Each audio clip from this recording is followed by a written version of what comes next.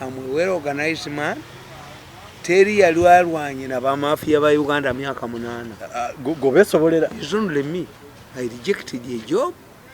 But as we speak today, the president now knows why they fought me. In writing, ballet a fake tape, Katibali in writing. The ICC is after them for killing Ugandans in hospitals and extracting their organs. Chechanku byabanaka limabani. Balowooza ndi mwango batu mwebaza. Samaitu mutwala wanotwala yani. Me, I did not come from the civil service. Bwe baba akuleta kulera mwana. Omwana bamutwala mu nasale y'ekisulo ddaka. Ate tusindira mbizi mazzi.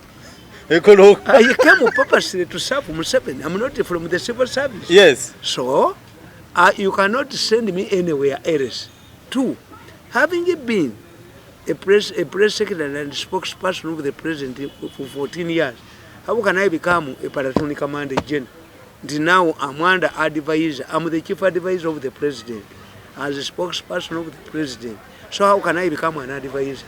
But when I'm writing now, I'm writing it, His Excellency the President through the Minister of Presidency. I cannot kitegeeza nakula mangu era abantu bano kye batamanyi kye kibajogesa. Toyinza ganti gwe Kalolo Kuluto obadde minister wa amaanyi. Minister general duties in the Prime Minister's office. President nakuwa advisor. Whether you call it special or what, wakola ebigezo. What makes you special? Not are titles. But as a cabinet minister, you take an oath. I will advise the president and support the constitution, so help me God. Then you are given a peripheral job. It means you are fair to advise the president as a cabinet minister. How can I become an advisor? To the moment, the difference between a housewife and a house girl is the bed. Eh? Once you catch a house girl with your husband in your matrimonial bed, is a co-wife now. They have a shortage of manpower. The Prime Minister of Israel can become a minister and he waits his term because they have a small population which is engaged in different fields. But there is no way, if you are Minister of Foreign Affairs, how can a Minister of Foreign Affairs become an ambassador? You are even embarrassed when you present your credentials to the country where you have been sent. Boba, they underestimated me. I gave, because we said, don't accuse me of marrying a Muganda man. Because as a younger girl in Ibosoga, Nanyenya Kabina, Tewari Musoga Yakalava. I have lawyers. My children are lawyers. They will put an injection. No broadcasting. Teri yo TV no senyonga. Ani kati senyonga bamugira Kalolo Kuluto amuamatiri. We shall arrest senyonga and charge him. How come that when the National Task Force closes, Tasha ina relief chakaba? If you want to know the cause of death, where do you go to the pathologist? If you want, if your relative or close friend is charged, you go to court and defend him through evidence. Absolutely. So why do you go to Mayiga? Kamara byonna. Anti nkubulira nti ekyo kyonna kyongera okubategeeza nti Mayiga mwali mu bijjambiya. You cannot kill a case by political maneuvering. Mayiga would advise them. Mayiga as a lawyer would advise these people. What do you do? Now that the Segerinyas are before court, then we leave the matter there. We have a principle of prejudice. Do they think that you can apply the time that if your daughter is impregnated, then you cannot advise her not to move with the bad boys? Yes. What do you do?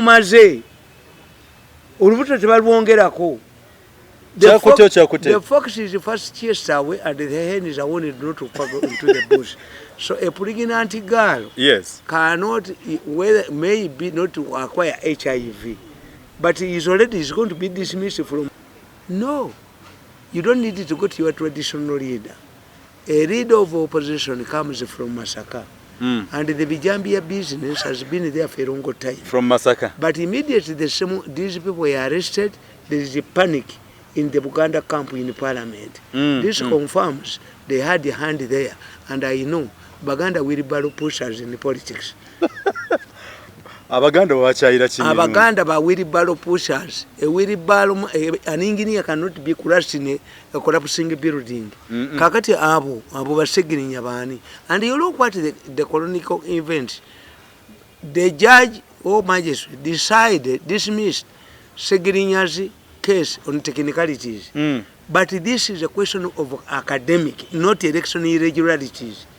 Academic, if the judge dismisses a case against Segirinya on technicalities, has he awarded him a degree? No. Somebody will go to the Constitutional Court. Is Segirinya constitutional in the Parliament? No, right. Even the Parliament risks. Somebody can say all of the laws which were passed when this man who does not qualify to be an MP was present, they are null and void. So this man, the judge, thought like political expedience. What is important now is that let Segirinya remain as an MP. Because if Segirinya minus an MP will be an ordinary criminal. Absolutely. Yes. Kakati HHMU. They cannot pressurize Museveni that this is political. When Saddam Hussein invaded Kuwait, at that time, in the Italian parliament, there was a prostitute called Cicciolino. Cicciolino was a prostitute like a bad black. Hey. Cicciolino said, don't deploy soldiers, don't kill our children for nothing, I'm a woman. Allow me to go and sleep with the Saddam Hussein. 2 days he will withdraw his soldiers. A prostitute called Cicciolino was a member of parliament in the Italian parliament. So any sensible person would say, if for instance my son is arrested, what do? I say, let the law take its course. In fact, the pressure you are applying, you are not serious. What you would say is that let this case be handled expeditiously.